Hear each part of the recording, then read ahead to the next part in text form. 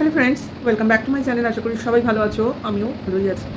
দেখো, তন্দীপটা কাকু কাকিমা এলো যখন ইলিশ মাছ নিয়ে এসেছিলো, তোমরা সবাই দেখেছো, তোমাদের সঙ্গে আমিও দেখেছি। ওর বাবা স্কুলের ছেলে স্কুলের ওখান থেকে বাজার করে নিয়ে এসেছিলো।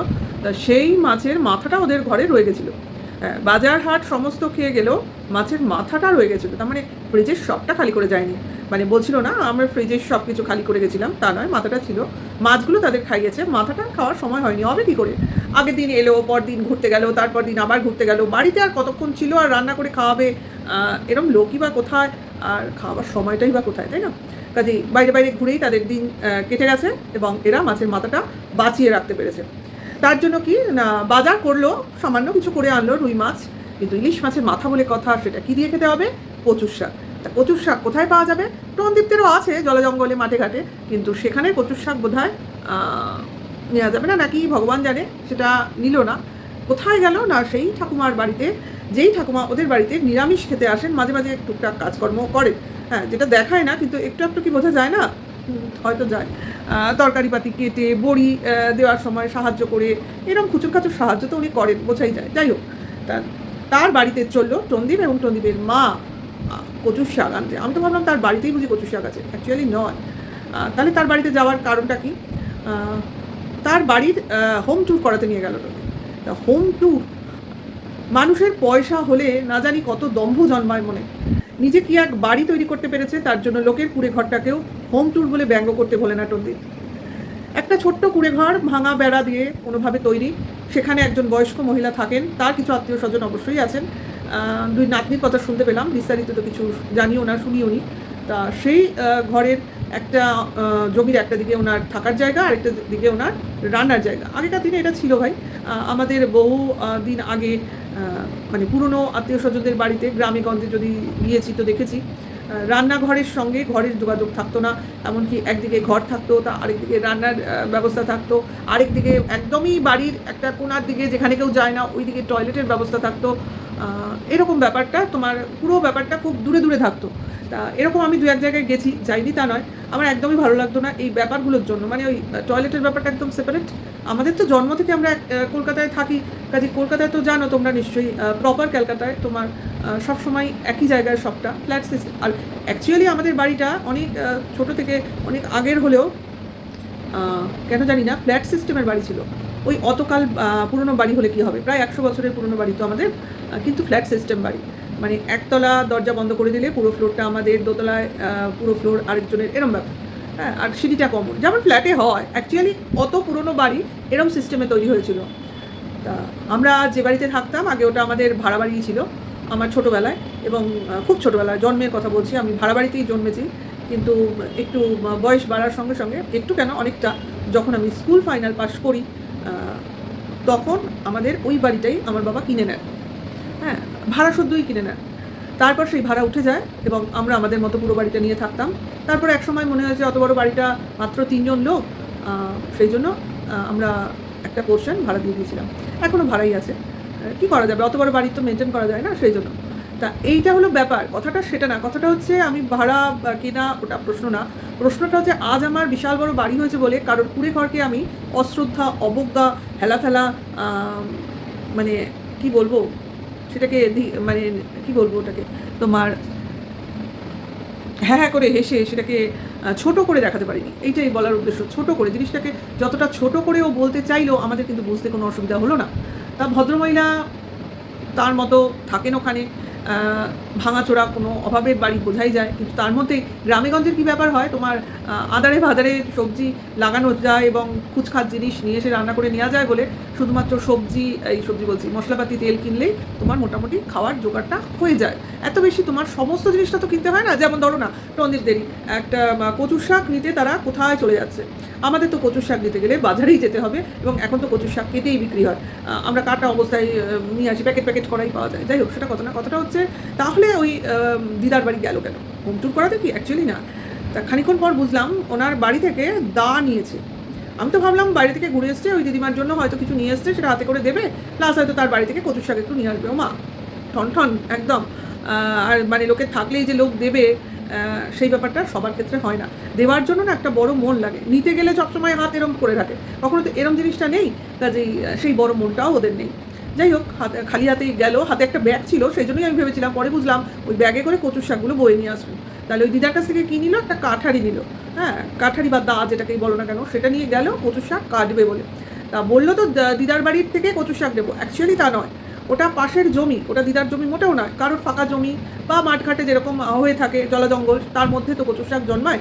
তা সেখান থেকেই কচু গাছ, কচুর শাক ওই তো একই ব্যাপার, সেখান থেকে কেটে কেটে নিচ্ছে। তাহলে এখানেই বলি যে টিনা একটা রাস্তা দিয়ে যাচ্ছিল, মানি প্ল্যান্ট গাছ তো ও গ্রামেগঞ্জে এরমভাবেই পড়ে থাকে, যেখানে সেখানে হয়, একটু হলেই সেটাকে বেড়ে জঙ্গল হয়ে যায়, সেটাকে ও ব্যঙ্গোচ্ছলে বলেছে চলো চুরি করে নিয়ে যাই, তখন সেটাকে চোর চোর রব হয়ে গেল। আজ এরা দিদার বাড়ি থেকে নিতে যাই বলে যখন সে অ্যাকচুয়ালি সেই রকমই চুরি করার মতো করে শাকগুলো কাটছে, তখন আর সেটাকে চুরি বলা যাবে না। কেন?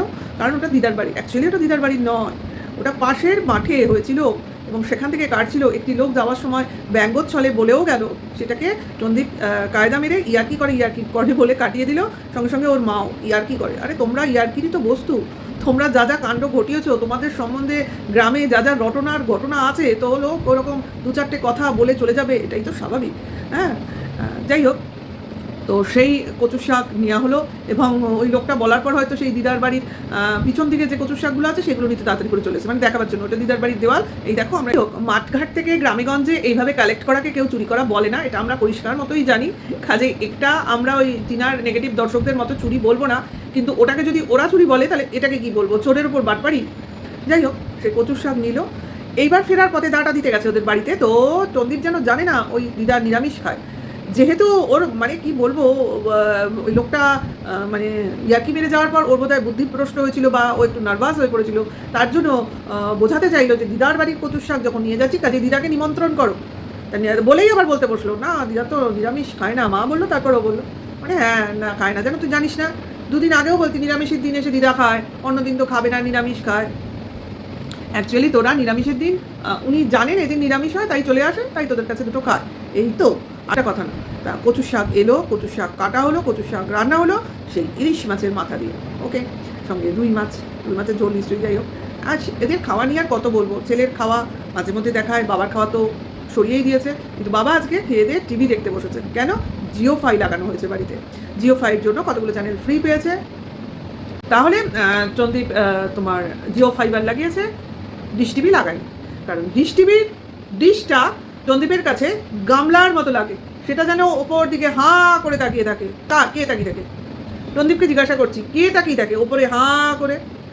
ডিশ টিভির ডিশটা, ডিশ মানে জানা আছে, ডিশ মানে কি? ডিশ টিভির অ্যান্টেনা ডিশের আকৃতির, সেই জন্য ওটাকে ডিশ বলা হয়েছে।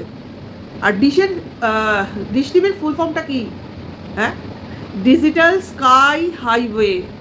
ডিজিটাল ডিশ টিভির অ্যান্টেনাটাকে স্কাইয়ের সঙ্গে তুলনা করা হয় রে গাধা। ওকে গাধাই বলতে আমার ইচ্ছে করে, ও বয়সে অনেক ছোট, আমি বলতেই পারি, আর বলছেও গাধার মতো কথা, তাহলে ওকে গাধা বলবো না তো কি বলবো? ওর মাথায় সবসময় ওর বউ নড়ে চড়ে। কন্ট্রোভার্সি ক্রিয়েটাররা গামলা বলছে, টিন বলছে, ভাঙা টিন বলছে, টেপি বলছে, তা বলুক। তোর সঙ্গে 5 বছর কাটিয়ে গেল, তার সম্বন্ধে তোর মনে কোনোই রেসপেক্ট তো দূরের কথা, ভদ্রতার লেশ মাত্র নেই। হ্যাঁ, তোর কি বলবো, সন্তান যে কিনা যাকে গামলা বলছিস তার সন্তান, তাকে তুই আগলে রেখেছিস, অথচ তার মাকে তার সম্মানটুকু দিস না, তাকে গামলা বলিস। আরে তুই তো নিজে গামলার মধ্যে বসে রয়েছিস। আমরা সবাই পৃথিবীটা কেমন জানিস তো, পড়াশোনার সবগুলো যাসনি তো, কিছু তো পড়েছিস, ক্লাসে কিছু তো ঘোরাফেরা করেছিস, তোর বাবা তো শুনি, বাবা মা ছেলেটাকে পড়ায়, এইটুকু তো জ্ঞান আছে যে পৃথিবীটা গোল, পৃথিবীটা ওপর দিকটা একটা উল্টোনো গামলার মতো, জানিস তো নিশ্চয়ই। আকাশের দিকে তাকাতে খুব ভালো লাগে, আকাশের কি সুন্দর প্রাকৃতিক শোভা, সেই আকাশটা উপর দিকে তাকালে কি মনে হয়? উল্টোনো গামলার দিকে তাকিয়ে আছি বলেই তো মনে হয়। ডিশ টিভির অ্যান্টেনাটা উল্টোনো গামলা, উপর দিকে তাকিয়ে থাকে, আর তুই কার দিকে তাকিয়ে থাকিস? তুই তো আকাশের উল্টোনো গামলার দিকে তাকিয়ে থাকিস, তা তুই তো অল টাইম গামলার দিকে তাকিয়ে রয়েছিস। তারপরে আবার গামলাকে হালাচ্ছের দা, ওই টিনের উনুন ওইসব দিয়ে হলো না, এখন গামলায় এসে তুমি পৌঁছেছ, গামলাতেই বাস করতে হবে সারা জীবন, এটাই তোর ভবিতব্য। আজকে বলে দিলাম, ওই সবেদার নীলমণি একটা বিয়ে হয়েছিল কোনো রকমে, সেটাকে টেকাতে পারলি না, কারণ তোর ভাগ্যে নেই, তোর ভাগ্যে লক্ষ্মী নেই, কারণ তুই হলি ডিজিটাল ভিখারি, বড়লোক ভিখারি, এটা বললে আরও ভালো হবে, বড়লোক ভিখারি। বড় বড় বাড়ি আছে, সেকেন্ড হ্যান্ড গাড়ি আছে, দিদির দেওয়া ভিক্ষাবৃত্তির সমস্ত ফার্নিচার আছে, ভিউয়ার্সদের দানের জিনিসপত্র রয়েছে, সব ঘরে এসি লাগিয়ে ফেলেছিস, অথচ নিজে লাগালে যে স্বাধীনতা তোর থাকতো বা মনে একটা সাহস থাকতো দেখাবার, আনন্দ থাকতো দেখাবার, সেই আনন্দটুকু তোর নেই। মনে ভয় বাস করে, আমি দেখাতে পারি না কোনো ঘরের একটু উপর দিক অব্দি, সবই জানলার নিচ অব্দি দেখাই, কারণ অলরেডি ঘরে এসি লাগানো হয়ে গেছে, মুখ নেই দেখাবার আমার। অথচ রোজ আমার বাড়িতে আমার দালাল দিদি আসছে, বল জানলাম কি করে? দালাল দিদির তো পয়সার লোক, সে রিলস ছাড়ে, রিলস তার প্রমাণ, রোজ আসছে। আজও একটা রিলস দেখলাম তোর দালাল দিদি, তোদের ওপরের ঘরে বিছনা পরিষ্কার করেছে না তোর মা, জানলাগুলো খুলে দিয়েছে, অনেকদিন ছিলাম না, ঘরটা ভ্যাপসানো, এমনি এমনি ভ্যাপসানো, ওই ঘরে ছিল তো কাকু কাকিমারা, দেখতে তো তারা ভিডিওটা, যে আমরা ছিলাম তাই জন্য ঘরটা বলছে ভ্যাপসানো, ওই জন্য বিছনাপত্র তো সব তুলে দিয়েছে, পরিষ্কার করছে। ওই ঘরেই তো দেখলাম তোর দিদি রিলস করেছে খালি ওই তোষকটা কী বলে গদিটার ওপর। হ্যাঁ, দিদি আসছে এখন খুব না, কি কিসের জন্য? পয়সা নিতে না দিতে অনুমান করি, কারণ এমনি এমনি তো আসছে না, হয় নেবে নয় দেবে। যেমন সেদিন এলো গিফট দিতে এলো, পরামর্শ দিতে এলো, সম্পর্ক নিয়ে এলো, সেই রকম ডিশ টিভির তুলনা করতে এসছে। তোর ভাগ্যে ওই জিও ফাইবারের যে বক্সটা, ওই চ্যাপটা বক্স, ওই জুটবে। গামলা অনেক বড় ব্যাপার ছিল, দামি ব্যাপার ছিল, সেটা তোর ভাগ্যে নেই। ওই আকাশের উল্টোনো গামলার দিকেই তো তাকাতে হবে। তোর গামলা হাতছাড়া হয়ে গেছে, এটা একদম তুই লিখে নে। ওই থুতু ফেলা, থুতু চাটা, ও চাটলেও থুতু তোর মুখে উঠবে না, শুধু শুধু তোর জিভটা ছড়ে যাবে। মেঝেতে থুতু ফেলেছিস তো, সেখানে চাটতে যাবি, তোর জিভটা ছড়ে যাবে, কেটে যাবে, ফেটে যাবে, ওই ইলিশ মাছের মাথার স্বাদ পাবি না। কাজেই ওপর দিকে তাকিয়ে থাক, কখন গামলার থেকে বৃষ্টি হয়, সেই বৃষ্টির দুফোঁটা তোর মুখে পড়ে। নাহলে এই চ্যাপটানো জিওফাই নিয়েই সারা জীবন কাটাতে হবে। ফ্রিতে পাওয়া যায় তো চ্যানেলগুলো ফ্রিতে পাওয়া যায়। হ্যাঁ, ফ্রিতে দেবে, সবাই ফ্রিতে দেয় তো। ওই নতুন নিয়েছিস বলে হয়তো 1 বছর ফ্রি, পরের বছর থেকেই পয়সা চাইবে রে। আমরা তো আর কিছু ব্যবহার করি না, আমরা কিছু জানি না, সব জানে ওই কুতকুল্লার বেতাজ বাদশা। এটা একদম ঠিক উদাহরণ, বেতাজ বাদশা, তাজ নেই মাথায়। একটা বয়স্ক মহিলা গরিব, তার নাকি ভারীর হোম ট্যুর করাতে নিয়ে গেছে। তোর রুম ট্যুরগুলো করা, যে ঘরে এসিগুলো বসিয়েছিস, চোর কোথাকার, চোরের মতো লুকিয়ে রেখেছে এসিগুলো। কি বলবো, দেখা যাচ্ছে ফাঁক করে, দেখাচ্ছি না। ভিউয়ার্সরা বলছে শুনলাম এসি লাগিয়েছো, দেখাচ্ছ না তো, মুখে কুলু পেটে রয়েছে। অদ্ভুত নির্লজ্জ কান কাটা লোক, কোনো কিছু বলবো না। ভিডিও টু ভিডিও কথা বলছি, ভিডিও টু ভিডিও ভিউয়ার্সরা এসে প্রশ্ন করে যাচ্ছে, এর মুখে কোনো জবাব নেই, শুধু ধমকায়, ভিতরে কি আছে এর প্রমাণ এসে বার করবে। আরে কর না, কারোর চ্যাটই তো দেখাবি, কারোর হোয়াটসঅ্যাপ চ্যাট, তোর তো হোয়াটসঅ্যাপ চ্যাট নয়, তোর বউয়ের হোয়াটসঅ্যাপ চ্যাট। তাহলে কারোর পার্সোনাল ইনফরমেশন তুই লিক করবি, কর, করছিস না কেন এখনো? নাকি ওই তোর বডি বারণ করে দিয়েছে? এখন করো না, এখন জমিয়ে রাখো, সময় আসুক। এখন আমি হাতের মুঠোয় করে রেখেছি। তোর কি দশা হবে জানিস? তোর ছেলে একদিন তোকে উচিত জবাব দেবে, উচিত জবাব, যদি মানুষ হয়, যদি মানুষ করতে পারিস, যদি তোর কাছে তোর ছেলে থাকে। অনেক কিছু যদি লেগে রয়েছে, কারণ আমরাও তো মানে ভবিষ্যৎ দেখতে পাই না, ভগবান তো নই।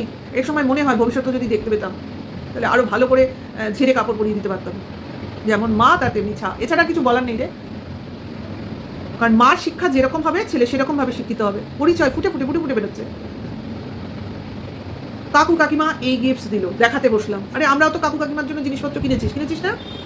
ওরা যেদিন আসবে তার আগের দিন গিয়ে কিনলি তো, সেগুলো তো দেখালি না। এটা কাকিমার, ওটা কাকুর, ওটা কাকুর মেয়ের, নাকি দেখাতে লজ্জা হয়? নাকি দিসনি? কিনেছিস তো, শাড়ি টাড়ি কিনেছিস, আমরা দেখেছি। লোকের কাছ থেকে নিতে ভালো লাগে, দিতে ভালো লাগে না, ওই জন্য দেখাতে ভালো লাগে না, ইচ্ছা করে না দেখাতে। যাই হোক, সেটা কথা না। কথাটা হচ্ছে, আমি সবসময় কন্ট্রোভার্সি ক্রিয়েটারদের কথা নিয়ে আমার মানে 5 বছরের স্ত্রীকে, 5 বছরের স্ত্রী বলাই ভালো, তার বেশি তো লেন্দি হয়নি, 5 বছরের স্ত্রীকে আমি সবসময় বাজারে বসিয়ে দিই, সব সময়। এটাকে আমি কন্টেন্ট করি, আমার ভিউয়ার্সরা হ্যাঁ করে হাসে। একবারও তারা ভাবে না যে একটা ডিশকে অশিক্ষিত কুলাঙ্গারটা গামলা বলছে। ওটা ডিশ, ওটাকে গামলা বলছে। ডিশ আর গামলা এক হয়? ছাগল, যা বলবো তাই লোক খেয়ে নেবে নাকি? আসল যারা শিক্ষিত ভিউয়ার্স না, চলে আসছে তোর দিক থেকে, দেখ তারা শুনতে তাদের কানে পোকা পড়ে যাচ্ছে, ভাবছে কি বকে, অল টাইম ফালতু বকে। বিশেষ কর যেদিন থেকে, আজকে আমি বললাম, যেদিন থেকে তুই তোর বউকে বলা বন্ধ করে দিবি, তোর বউয়ের সম্বন্ধে কোনো ফালতু কথা বলবি না, আর সন্তানটাকে নিজের মাকে দেখতে দিবি, মাকে পেতে দিবি, সেদিন থেকে তোর সম্বন্ধে আর কোনো কন্ট্রোভার্সি করবো না, রিয়েলি করবো না। আমার অ্যাকচুয়ালি দেখতে ভালো লাগে না। কিন্তু তোর এই বেয়ারাপনাগুলো তোকে সামনে দেখি, দর্শকদের সামনে টেনে নিয়ে আসি শুধু দেখাবার জন্য আসল চরিত্রটা। এটা জানেই না জিনিস কী বলে। শুনেছে ডিশ টিভির ফুল ফর্ম জানিস? গুগল আছে, হ্যালো গুগল, ডিশ টিভির ফুল ফর্ম দেখিয়ে দেবে। আমি কেন বলতে যাব? একটু সার্চ কর, হাতে এতগুলো মোবাইল, এত নেটওয়ার্ক, এত কানেকশান, সব কিছু ব্যবহার কর। এখন বাবা খুব বসে আছে, বসবে তো, আজকে তো ভিডিও দেখে বোঝাই গেল বসবে তো বটেই, কারণ এসেছিল তো মনে হয় ওই দিদি, এসে আবার কি কানে পুষ্পন্ত দিয়ে গেছে, ওই জন্য সবাই চিন্তিত হয়ে সবাই বসে রয়েছে। ওগুলো দেখাই না, লোকে ভাবে আমার বাড়িতে কেউ আসে না। রিলসগুলো কোথায় যাবে রে? তোর খাট, তোর ঘর, ঘরের রং, জানলার পর্দা, এগুলো কোথায় যাবে? আর কবে রিলস পাবলিশ করছে সেটাও বোঝা যায়, পুরোনো রিলস নয় এটা। আমাদের চোখ কান না সবসময় খোলা থাকে। রিসেন্ট গেছিলো হয়তো এই ব্লগিংয়েই দেখাসনি, যেদিন এই ব্লগ শ্যুট করেছিস, এই আজকে কবে ব্লগ এলো, বুধবার, এর মধ্যেই গেছিলো। তোরা কি ওখান থেকে গিফট কিনে এনেছিস, সেটা নিতেও যেতে পারে, বা তোদের কিছু দিতেও যেতে পারে, অনেক কিছু হতে পারে, তলে তলে অনেক কিছু চলছে তোদের, জানি আমরা। যাই হোক, এই বলবেই, এর কাজই হচ্ছে বলা, কন্ট্রোভার্সি করতে, ওই মন কি বাত বলতে বলে দেখে আমরা বলি, তার জন্য ওইভাবে না বলে ডিশ টিভি দিয়ে বলতে শুরু করলো। ছাগল একটা, কাকে ডিশ টিভি বলে, কাকে গামলা বলে তাই জানে না, নিজে আকাশের দিকে হাঁ করে তাকিয়ে থাকে, আকাশটাকে যে গামলার আকৃতির আমরা ছোটোবেলায় ভূগোল সময় থেকে পড়ছি সেইটা জানে না, গামলাকে তাচ্ছিল্য করে। ওই সারা জীবনে গামলার দিকে তাকিয়েই তোকে থাকতে হবে, তোর বউ গামলা না হোক, আকাশ গামলার দিকে তোর তাকাতেই হবে। ভিডিওটা এখানেই শেষ করছি, মাথাটা গরম হয়ে গেছে, বিশেষ করে ওই লাস্টের ওই কথাগুলো শুনে, ফালতু কথাগুলো বলে বসে বসে, অসভ্য একটা।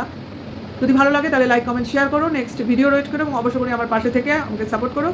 এখনকার জন্য এইটুকু, টাটা, বাই।